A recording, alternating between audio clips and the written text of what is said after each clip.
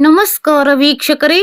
ರಾಜ್ಯದ ಎಲ್ಲ ರೈತರಿಗೆ ದಿಢೀರನೆ ರಾಜ್ಯ ಸರ್ಕಾರ 3 ಬಂಪರ್ ಗಿಫ್ಟ್ ಹೊಸ ಘೋಷಣೆ ಮಾಡುವ ಮೂಲಕ ಎಲ್ಲ ರೈತರಿಗೆ ಸಿಎಂ ಡಿಕೆ ಶಿವಕುಮಾರ್ ಅವರು ಮಹತ್ವದ ಘೋಷಣೆ ಮಾಡಿದ್ದು, ಈ ವರ್ಷ ಮಳೆ ಬಾರದ ಹಿನ್ನೆಲೆ ರೈತರು ಕಂಗಾಲಾಗಿದ್ದು, ರೈತರಿಗೆ ನೆರವು ನೀಡುವಂತಹ ಸಲುವಾಗಿ ನೂತನ ಮುಖ್ಯಮಂತ್ರಿಗಳು ಆಗಿರುವಂತಹ ಡಿಕೆ ಶಿವಕುಮಾರ್ ಅವರು ಬೆಳೆ ವಿಮೆ ಹಣ ಬಿಡುಗಡೆ, ಇದರ ಜೊತೆಗೆ ಹೊಸದಾಗಿ ಬೆಳೆ ವಿಮೆ ಪಾವತಿ ಮಾಡದ ರೈತರಿಗೂ ಕೂಡ ಈ ದಿನಾಂಕದ ಒಳಗಾಗಿ ಬೆಳೆ ವಿಮೆ ಮಾಡಿಸಿಕೊಳ್ಳಲು ಸರ್ಕಾರ ಖಡಕ್ ಸಂದೇಶ ಬಿಡುಗಡೆ ಮಾಡಿದೆ. ಇದರ ಹೊರತಾಗಿ ರೈತರ ಸಾಲ ಮನ್ನಾ ಮಾಡಲು ಸರ್ಕಾರವು ಅತಿ ದೊಡ್ಡ ನಿರ್ಧಾರ ಮಾಡಿದ್ದು, ರೈತರಿಗೆ ಮತ್ತೊಮ್ಮೆ ಬಂಪರ್ ಗಿಫ್ಟ್ ಸಿಕ್ಕಂತಾಗಿದೆ. ಕೃಷಿ ಜಮೀನುಗಳ ಮೇಲೆ ಅವಲಂಬಿತವಾಗಿರುವಂತಹ ರೈತರಿಗೆ ಈ ವರ್ಷ ಮಳೆ ಬಾರದೆ ತುಂಬಾ ಕಷ್ಟಪಡುತ್ತಿದ್ದು, ಭೂಮಿಗೆ ಬಿತ್ತಿದ ಬೀಜ, ರಸಗೊಬ್ಬರ ಸೇರಿದಂತೆ ಇನ್ನಿತರ ಖರ್ಚು ವೆಚ್ಚಗಳನ್ನು ನಿಭಾಯಿಸುವ ನಿಟ್ಟಿನಲ್ಲಿ ರಾಜ್ಯ ಸರ್ಕಾರ ಮಹತ್ವದ ಘೋಷಣೆ ಮಾಡಿ ರೈತರಿಗೆ ಸಿಹಿ ಸುದ್ದಿ ನೀಡಿದೆ. ಕಳೆದ 2025-26ನೇ ಸಾಲಿನ ಮುಂಗಾರು ಹಂಗಾಮಿನ ಬೆಳೆ ವಿಮೆ ಪರಿಹಾರದಲ್ಲಿ ಒಟ್ಟಾರೆ 588 ಕೋಟಿ ರೂಪಾಯಿ ಮೊತ್ತದಲ್ಲಿ ಅಂತಿಮವಾಗಿ 344 ಕೋಟಿ ರೂಪಾಯಿ ಮಂಜೂರಾತಿ ದೊರೆತಿದ್ದು, ಈ ಮೊತ್ತ ರೈತರ ಖಾತೆಗಳಿಗೆ ವಾರ ಇಲ್ಲವೇ 10 ದಿನದ ಒಳಗಾಗಿ ಜಮೆಯಾಗಲಿದೆ ಎಂದು ಮುಖ್ಯಮಂತ್ರಿ ಡಿಕೆ ಶಿವಕುಮಾರ್ ಅವರು ತಿಳಿಸಿದರು. ಇನ್ನು ಕಲಬುರಗಿ ವಿಭಾಗದ ಮಟ್ಟದ ಪ್ರಗತಿ ಪರಿಶೀಲನೆ ಸಭೆ ನಡೆಸಿದ ನಂತರ ಸುದ್ದಿಗೋಷ್ಠಿಯಲ್ಲಿ ಮಾತನಾಡಿ, ಕಳೆದ ಸಾಲಿನ ಬೆಳೆ ವಿಮೆ ಮಾಡಿಸಿದಂತ ರೈತರಿಗೆ ಈಗಾಗಲೇ 243 ಕೋಟಿ ರೂಪಾಯಿ ಮಧ್ಯಂತರ ಪರಿಹಾರವಾಗಿ ನೀಡಲಾಗಿದೆ. ಇನ್ನು ಉಳಿದ 344 ಕೋಟಿ ರೂಪಾಯಿ ಬಿಡುಗಡೆಗೆ ಹಣಕಾಸು ಇಲಾಖೆಗೆ ನಿರ್ದೇಶನ ನೀಡಲಾಗಿದೆ. ಅದರಲ್ಲಿ ರೈತರ ಖಾತೆಗಳಿಗೆ ಜಮಾ ಪ್ರಕ್ರಿಯೆ ಈಗಾಗಲೇ ಆರಂಭ ಆಗಿದೆಯಾದರೂ ಕೂಡ ಎಲ್ಲ ರೈತರಿಗೆ ವಾರ ಇಲ್ಲವೇ 10 ದಿನದ ಒಳಗಾಗಿ ಸಂಪೂರ್ಣ ಬೆಳೆ ವಿಮೆ ರೈತರಿಗೆ ದೊರಕಲಿದೆ ಎಂದರು. ಇನ್ನು ಬೆಳೆ ವಿಮೆ ಪರಿಹಾರಕ್ಕೆ ರೈತರು ಮನವಿ ಮಾಡಿದ್ರು.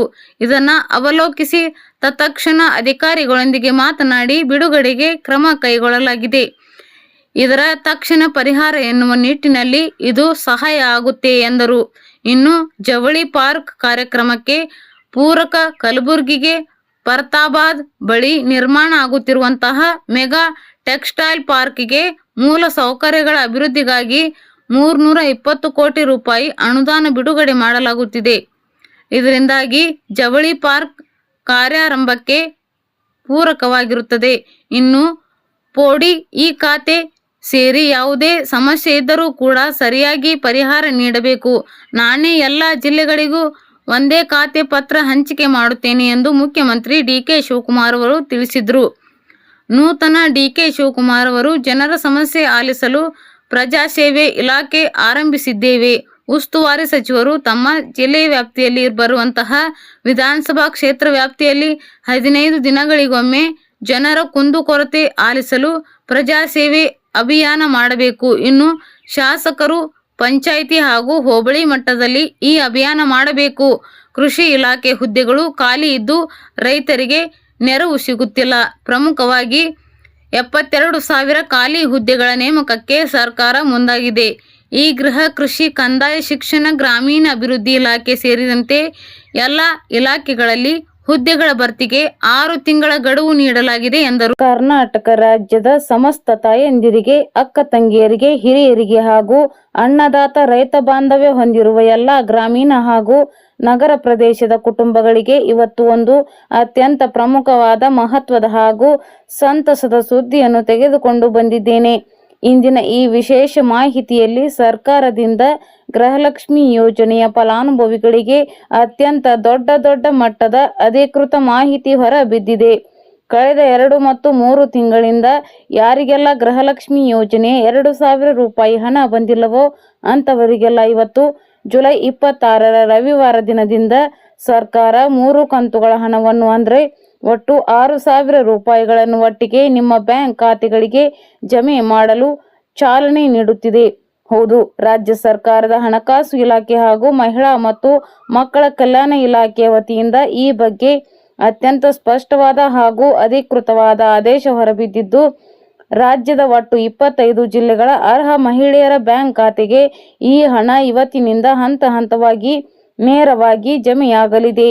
ಈ ಯೋಜನೆಯ ಹಣ ಯಾರಿಗೆಲ್ಲ ತಲುಪುತ್ತದೆ, ಯಾರಿಗೆಲ್ಲ ಈ ಹಣ ಬರಲ್ಲ, ಯಾವ ಯಾವ 25 ಜಿಲ್ಲೆಗಳಿಗೆ ಮೊದಲ ಹಂತದಲ್ಲಿ ಹಣ ಜಮೆ ಮಾಡಲಾಗುತ್ತಿದೆ ಮತ್ತು ನಿಮ್ಮ ಖಾತೆಗೆ ಈ ಹಣ ತಡೆರಹಿತವಾಗಿ ತಲುಪಬೇಕಾದರೆ ನೀವು ತಕ್ಷಣವೇ ಮಾಡಬೇಕಾದ ಅತ್ಯಂತ ತುರ್ತು ಕೆಲಸಗಳೇನು ಎಂಬುದನ್ನು ಪ್ರತಿಯೊಂದನ್ನು ಅತ್ಯಂತ ಸುದೀರ್ಘವಾಗಿ ಹಾಗೂ ವಿವರವಾಗಿ ತಿಳಿಸಿಕೊಡುತ್ತೇನೆ. ನೀವು ಎಲ್ಲೂ ಗಮನ ಬೇರೆ ಕಡೆಗೆ ಹರಿಸದೆ ಪೂರ್ತಿಯಾಗಿ ಪ್ರತಿಯೊಂದು ವಿಷಯವನ್ನು ಆಲಿಸಿ. ಹಾಗೆಯೇ ನಿಮ್ಮ ಸುತ್ತಮುತ್ತಲಿನ ಎಲ್ಲ ಮಹಿಳೆಯರಿಗೂ ಬಂಧು ಮಿತ್ರರಿಗೂ ಈ ಮಾಹಿತಿಯನ್ನು ಶೇರ್ ಮಾಡಿ ತಲುಪಿಸಿ.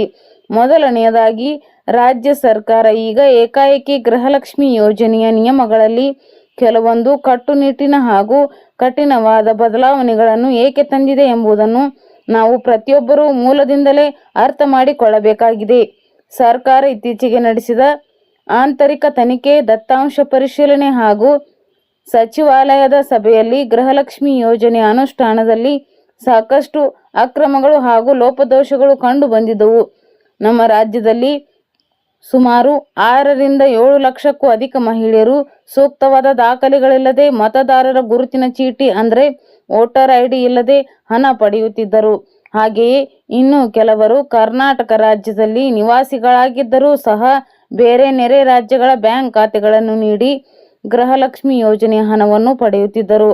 ಇನ್ನು ಕೆಲವು ಕಡೆಗಳಲ್ಲಿ ಮನೆಯ ಮೂಲ ಯಜಮಾನಿ ಮರಣ ಹೊಂದಿದರೂ ಸಹ ಅವರ ಮರಣದ ವಿಷಯವನ್ನು ಸರ್ಕಾರಕ್ಕೆ ತಿಳಿಸದೆ ಅವರ ಹೆಸರಿನಲ್ಲಿ ಬರುತ್ತಿದ್ದ ಹಣವನ್ನು ಕುಟುಂಬದ ಇತರ ಸದಸ್ಯರು ATM ಕಾರ್ಡ್ಗಳ ಮೂಲಕ ಅಥವಾ ಫೋನ್ಪೇ, ಗೂಗಲ್ ಪೇ ನಂತಹ UPI ಆ್ಯಪ್ಗಳ ಮೂಲಕ ಡ್ರಾ ಮಾಡಿಕೊಳ್ಳುತ್ತಿದ್ದರು. ಈ ಎಲ್ಲ ಅಕ್ರಮಗಳನ್ನು ಶಾಶ್ವತವಾಗಿ ತಡೆಯಲು ಮತ್ತು ಸರ್ಕಾರದ ಖಜಾನೆಗೆ ಆಗುತ್ತಿದ್ದ ಸುಮಾರು 60 ಕೋಟಿ ರೂಪಾಯಿಗಿಂತಲೂ ಅಧಿಕ ಮೊತ್ತದ ನಷ್ಟವನ್ನು ತಡೆಗಟ್ಟಿ ಕೇವಲ ನೈಜ, ಅರ್ಹ ಹಾಗೂ ಬಡ ಫಲಾನುಭವಿಗಳಿಗೆ ಮಾತ್ರ ಸರ್ಕಾರದ ಹಣ ತಲುಪುವಂತೆ ಮಾಡಲು ಸರ್ಕಾರ ಈ ಹೊಸ ವೆರಿಫಿಕೇಶನ್ ಮತ್ತು ಮರು ನೋಂದಣಿ ಪ್ರಕ್ರಿಯೆಯನ್ನು ಜಾರಿಗೆ ತಂದಿದೆ.